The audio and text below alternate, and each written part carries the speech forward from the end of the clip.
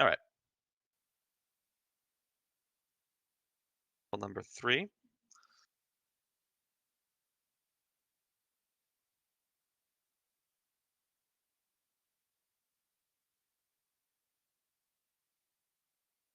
All right, let's go back to some exam number 3 material. So absolute extrema. So find absolute extrema of the function x ln x on the interval,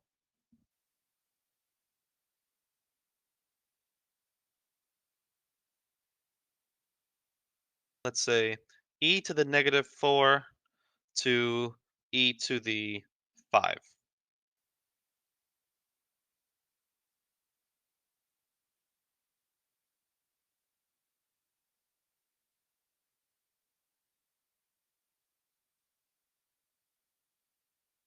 And try to do this without a calculator. I'm going to give you a few minutes to do this. Think about, again, how do you do absolute extrema problem, right? How do you find the min and max of a function? What do you have to do, right? There are a few steps to that, right? And then at the end, you're going to probably have to do a table of values. And I'm saying, in that, once you do that table of values, don't use a calculator. Try to use other methods of calculus to try to figure out which of those numbers is bigger. And so I'm actually going to change this to e to the negative 2. Okay? Because it may not be obvious to you which numbers in those table of values are the biggest and the smallest.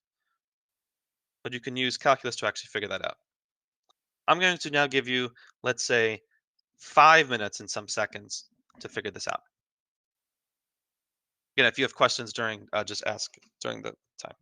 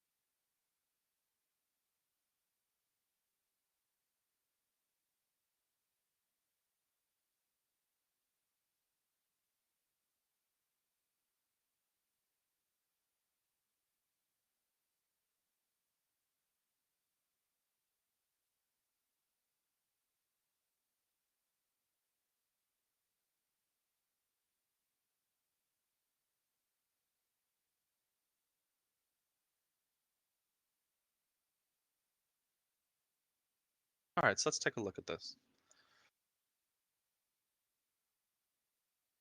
All right, so how do I start this problem?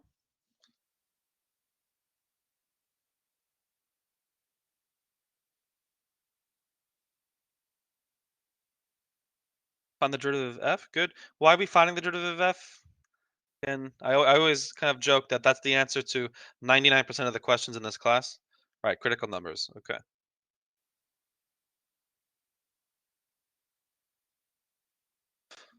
All right, so let's find the critical numbers.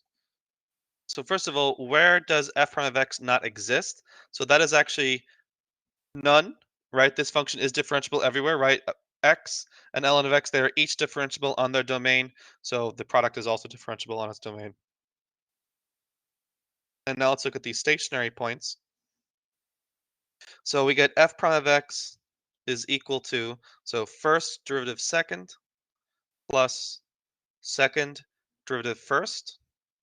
I'm setting this equal to 0. So simplifying this a little bit, I get 1 plus ln x equals 0, right? And now we have just some elementary algebra to do. Right, we get ln of x equals -1. So x equals e to the -1. All right, so now that I found my critical numbers, what do I do next?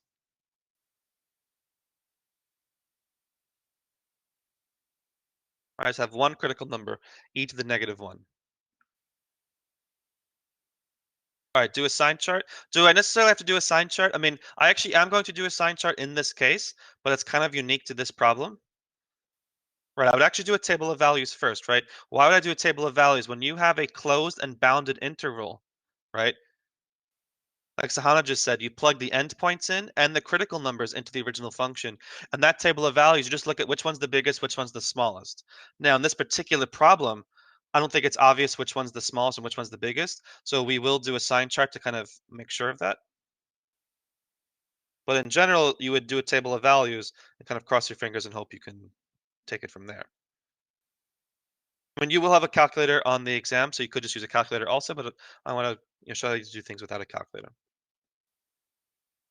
Okay, so my x values are e to the -2, e to the e to the -2, e to the +5, and then e to the -1, right? Those are the two endpoints, and that is my critical. So now let's plug these into the function to see which one has the biggest value. And the function was y equals x ln of x. All right, so the e to the -2 gives me e to the -2 ln of e to the -2. Remember that ln of e to the -2, ln and e cancel each other out. So this just gives me -2 over e squared, right? ln of e to the -2 is just -2. All right, e to the 5. Let's actually move this down a little bit. So e to the 5 gives me e to the 5 times ln of e to the 5. So I get here 5 e to the 5. All right, and then the e to the -1 gives me e to the -1 ln of e to the -1. And ln of e to the -1 is just -1. So altogether I get here -1 over e. Okay, so now which one is the biggest? That should be obvious, right? I mean, there's two negative numbers here and only one positive number, right? So it's very clear that 5 e to the 5 is the max. It's the only positive number in the bunch. However, what about these two numbers? Which one is the smaller of the two numbers? Now, I don't think that's obvious, right? I don't think it's completely obvious because E is about 2.7 something, but even if you didn't know that, I mean, it's just not obvious which one's bigger. So how else can we figure out which one is the smallest without using a sign chart?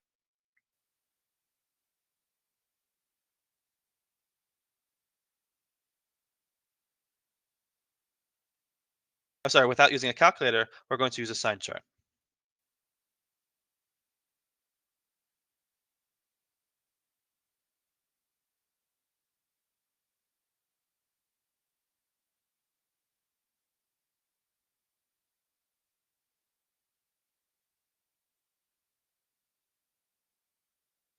So this is E to the -2, e to the negative 1, e to the 5.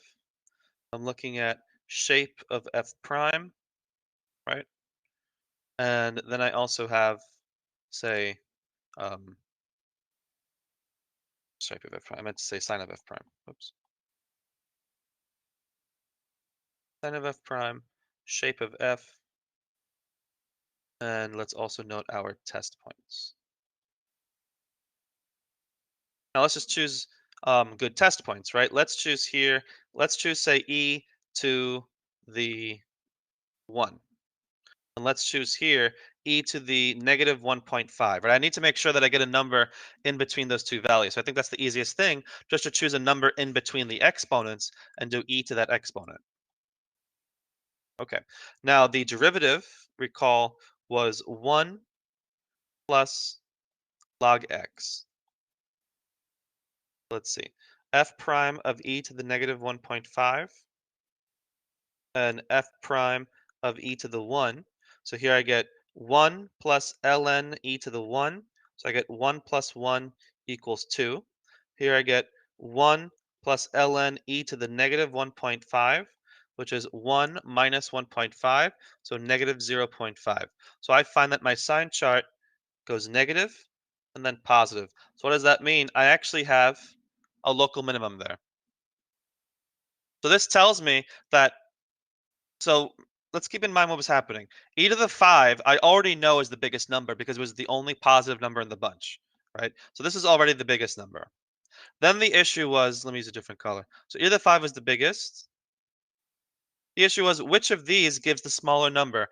Does e to the negative 2 give the smaller number, or does e to the negative 1? But now I can see that this function is decreasing on this interval, which means by definition that the later x value has a smaller y value. So now we've determined which number in our table of values is actually the smallest.